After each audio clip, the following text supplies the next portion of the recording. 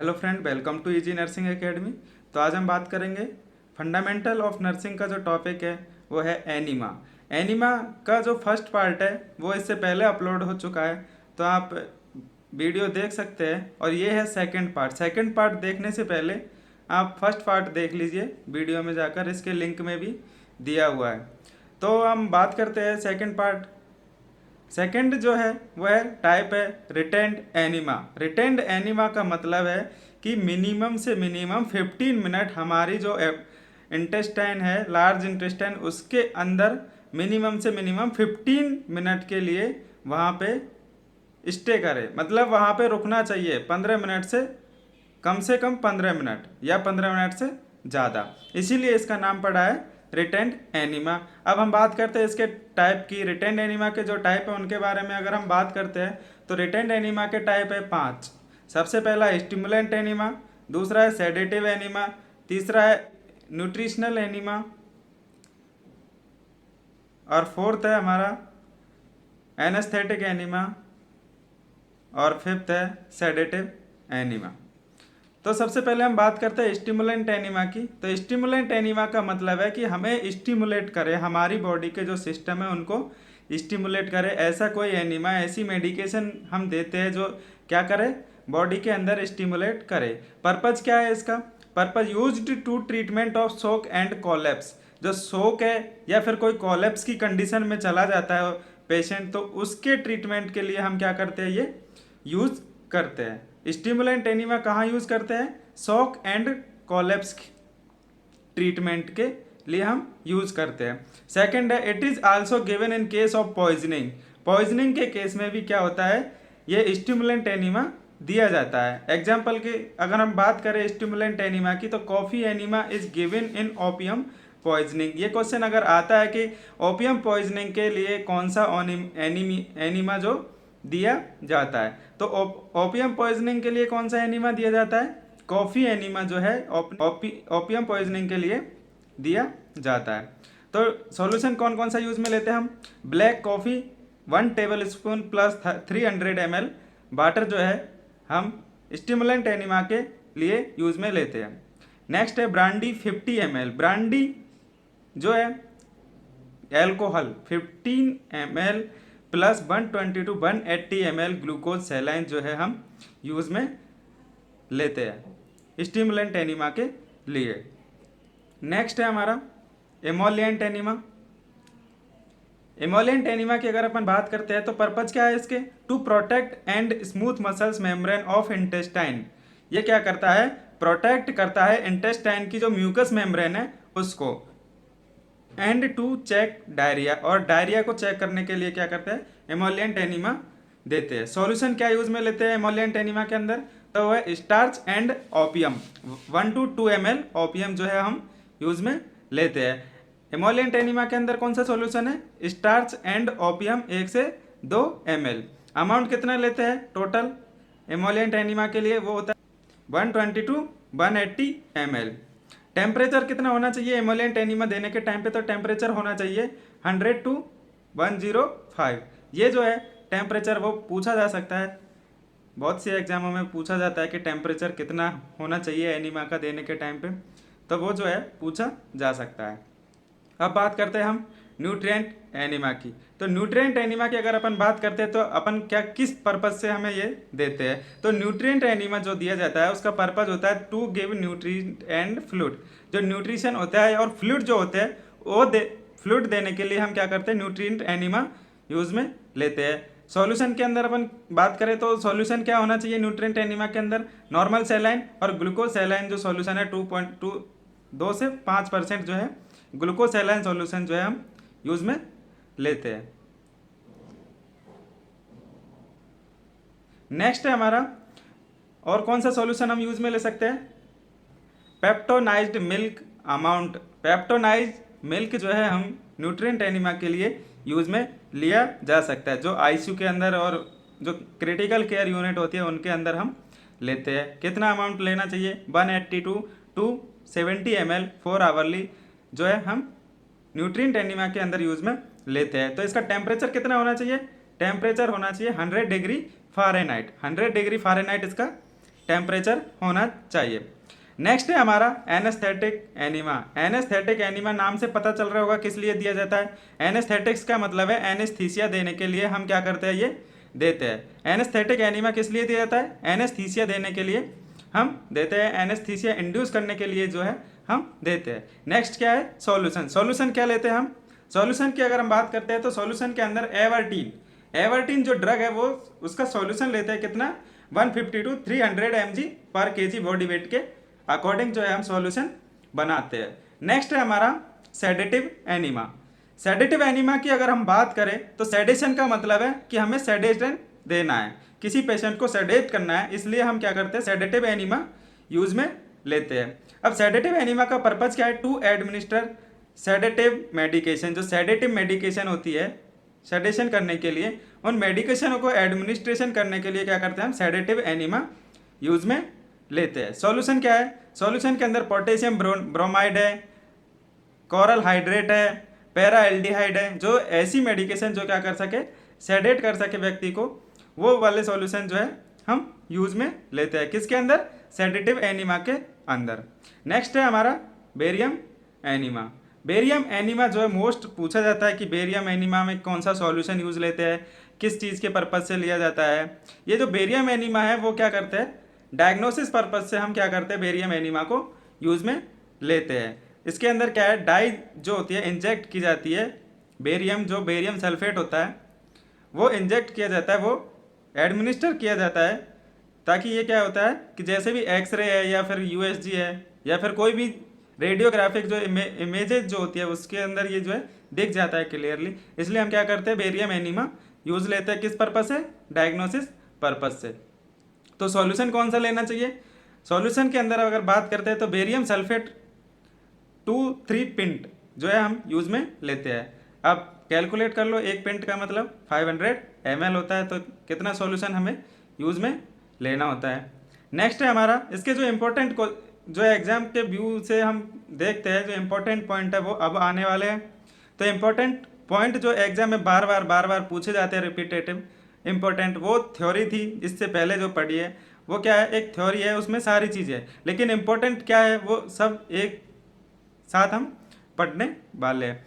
तो सबसे पहले हम बात करते हैं कि एनीमा के अंदर जो रेक्टल ट्यूब या कैथेटर यूज में लिया जाता है उसकी साइज क्या है, कौन सी साइज हम यूज में लेते हैं।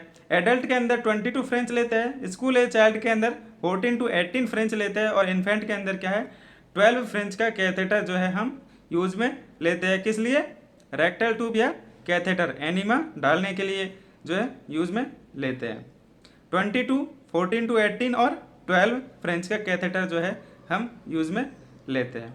नेक्स्ट है हमारा कि कैथेटर हमने लिया है तो कैथेटर की जो इंसर्शन करना है वो कितना अंदर करना है।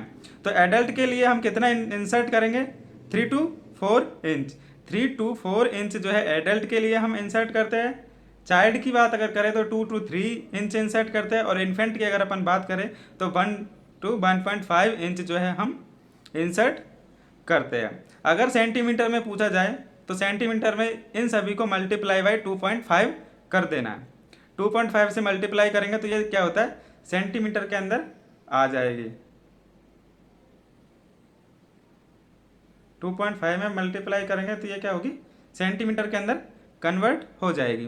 तो क्या करना है, कितना इंसर्ट करना है, एडल्ट के लिए 3.4 इंच है, चाइल्ड के लिए 2 से 3 इंच है, और इन्फेंट के लिए 1 to 1.5 इंच जो है हम एडमिनिस्टर करते हैं। अमाउंट कितना लेना है हमें, सॉल्यूशन अगर हमें एडमिनिस्टर करना है एनीमा के अंदर तो कितना अमाउंट सॉल्यूशन लेना है, तो वो है इवैक्वेंट एनीमा के अंदर कितना लेंगे, 500 to 1000 ml जो है हम सॉल्यूशन यूज लेते हैं। जो इवैक्वेंट एनीमा होता है जो बाहर निकाल देते हैं तुरंत, मतलब विद इन 15 मिनट के अंदर, क्लीनिंग पर्पज से जो हम लेते हैं, तो उसके अंदर कितना सॉल्यूशन लेना है एडल्ट के अंदर, उसके अंदर एडल्ट के अंदर सॉल्यूशन लेते हैं हम 500 to 1000 ml जो सॉल्यूशन है वो यूज में लेते हैं।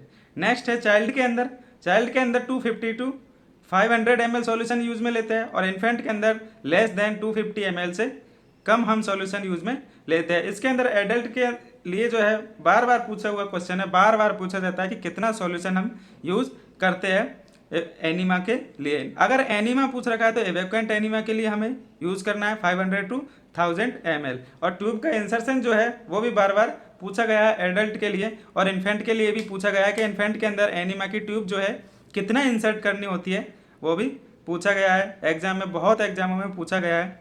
तो ये चीज़ें याद होनी चाहिए, इंपॉर्टेंट टॉपिक है एग्जाम के हिसाब से अगर देखें तो।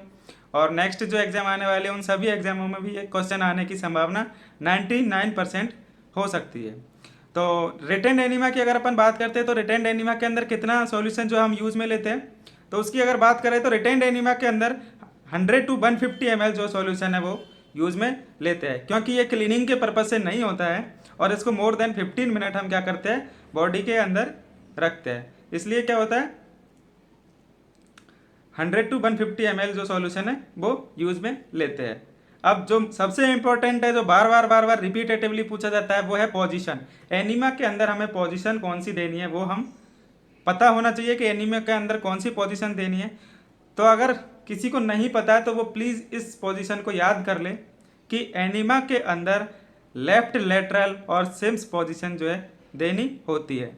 ये सिम्स पोजीशन जो है बार बार क्वेश्चन में पूछी जाती है और मैक्सिमम एग्जाम में पूछी जाती है कि एनीमा के अंदर कौन सी पोजीशन जो है हमें देनी होती है। तो सिम्स लेटरल या लेफ्ट लेटरल जो पोजीशन है वो ये पोजीशन है, ये जो लेटा हुआ है, एक जो लेग है वो स्ट्रेट है और दूसरी क्या है इसने बेंड कर रखी है लेफ्ट साइड में, साइड लाइन पोजीशन में लेटा हुआ है। ये पोजीशन जो है हमें देनी होती है so that sigmoid colon lie below the rectum and facilitating instillation of fluid. क्यों हम ये पोजीशन देते हैं, क्योंकि जो सिग्मोइड कॉलन जो होती है वो रेक्टम के नीचे आ जाती है and the rectum and facilitate instillation of fluid, ताकि इंस्टिलेशन जो है फ्लूइड को हम एडमिनिस्टर कर रहे हैं तो वो क्या होता है ईजिली हो जाता है, इसलिए क्या करते हैं हम ये पोजीशन देते हैं। नेक्स्ट है हमें हाइट। जब सॉल्यूशन अगर हम दे रहे हैं तो उसको कितनी हाइट पे जो है रखना होता है, सॉल्यूशन को कितनी हाइट पे रखना होता है वो चीज़ें हमें पता होना चाहिए। एडल्ट के लिए ये क्लीनिंग एनीमा है, इसका बार बार पूछा गया है, ये जो है इंपॉर्टेंट है और बार बार पूछा हुआ है कि जो हाइट है सॉल्यूशन की वो कितनी रखनी चाहिए, वो है 45 सेंटीमीटर फ्रॉम एनस। एनस से 45 सेंटीमीटर पे क्या करना है हमें ये हाइट रखनी है क्लीनिंग एनीमा के लिए। और अगर पूछा जाए रिटेंड एनीमा की तो वो क्या है 20 सेंटीमीटर या फिर 8 इंच जो है हमें रखनी है फ्रॉम एनस। एनस से 8 इंच जो है रखनी है या 20 सेंटीमीटर जो है हमें रखनी है। नॉर्मली अगर पूछा जाता है एनीमा की जो हाइट है सॉल्यूशन की वो कितनी रखनी है तो उसमें हमें क्या करना है 45 सेंटीमीटर आंसर को टिक करना है। अगर किसी स्पेशल एनीमा के बारे में नहीं दिया हुआ है तो क्लीनिंग एनीमा या फिर एवेक्वेंट एनीमा की हम बात करते हैं। तो नेक्स्ट है हमारा there is an increase of 0.5 LV of pressure for every 12 inch of elevation. अगर हम 12 इंच एलिवेट करते हैं तो ये कितना प्रेशर बढ़ता है, प्रेशर बढ़ता है 0.5 LV। ये जो है प्रेशर इंक्रीज होता है। अगर हम हाइट को जैसे जैसे बढ़ाएंगे तो वो प्रेशर जो है इंक्रीज होता है। जैसे ऊपर टंकी से, छत की टंकी से अगर नीचे पानी लाना है तो उसका प्रेशर ज़्यादा होगा, और अगर नॉर्मल ग्राउंड फ्लोर से पानी लेके जाना है टंकी से तो उसका प्रेशर जो है कम होगा। इसलिए जितनी ऊंचाई जाएगी उतना प्रेशर क्या होता है बढ़ता जाता है। लुब्रिकेंट की अगर अपन बात करते हैं तो वाटर सॉल्युबल जो जेली है वो हमें यूज़ में लेनी है। वाटर सॉल्युबल जेली जो है हमें यूज़ में लेनी है लुब्रिकेशन के लिए। Evacuant enema temperature should be, evacuant enema का जो टेम्परेचर है वो कितना होना चाहिए, evacuant enema temperature should be between 105 to 110 degree Fahrenheit for adult and 100 degree Fahrenheit for children. जो एनीमा है एवेक्वेंट एनीमा उसका जो टेम्परेचर है वो किसके बीच में होना चाहिए 105 to 110 एडल्ट के लिए और 100 डिग्री फ़ारेनहाइट चिल्ड्रन के लिए जो है होना चाहिए।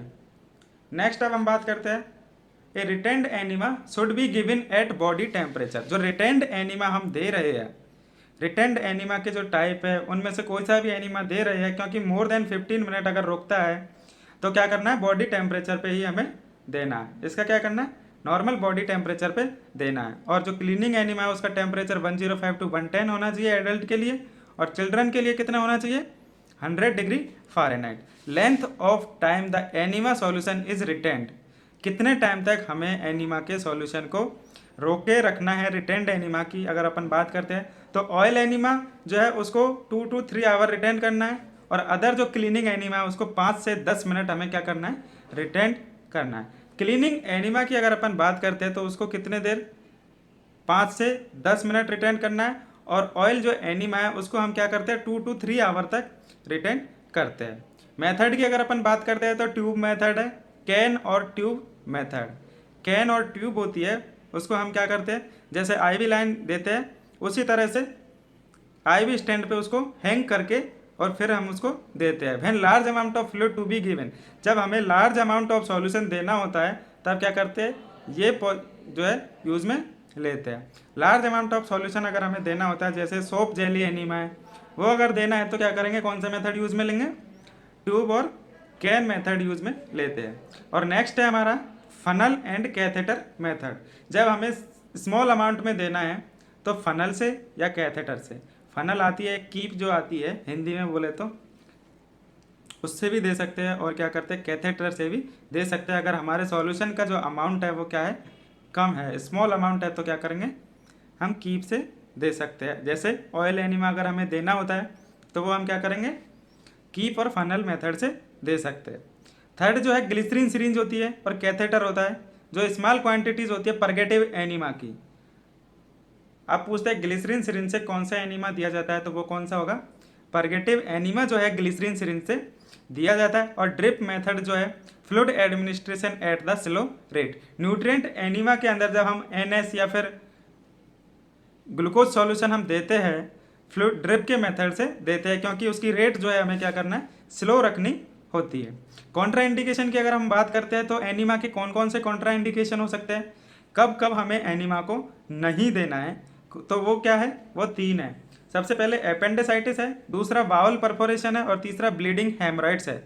अगर एपेंडिसाइटिस है, इन्फ्लामेशन है अपेंडिक्स में, तो वो क्या होती है, अगर ऑलरेडी अपेंडिक्स इन्फ्लामेट है तो अगर वहाँ से हम सॉल्यूशन देंगे तो उसके रप्चर होने के चांस जो है बढ़ जाएंगे, इसलिए क्या करते हैं, एनीमा को हम नहीं देते हैं। और एनीमा क्या करता है कि बाउल के मूवमेंट को बढ़ा देता है। बाउल के मूवमेंट को जब बढ़ा देगा, पेरिस्टालसिस मूवमेंट बढ़ जाएंगे, तो भी जो अपेंडिक्स है उसके रप्चर होने के चांस क्या है, बढ़ जाते हैं। इसलिए क्या करते हैं, हम इसको कॉन्ट्राइंडिकेटेड मानते हैं, अपेंडिक्स के अंदर हमें नहीं देना है। सेकेंड है बाउल परफोरेशन, बाउल परफोरेशन है और ब्लीडिंग हेमरॉइड्स है, इनके अंदर भी हम नहीं देते हैं। थैंक यू दोस्तों, वीडियो देखने के लिए थैंक यू, और जिसने भी चैनल सब्सक्राइब नहीं किया वो सब्सक्राइब करें।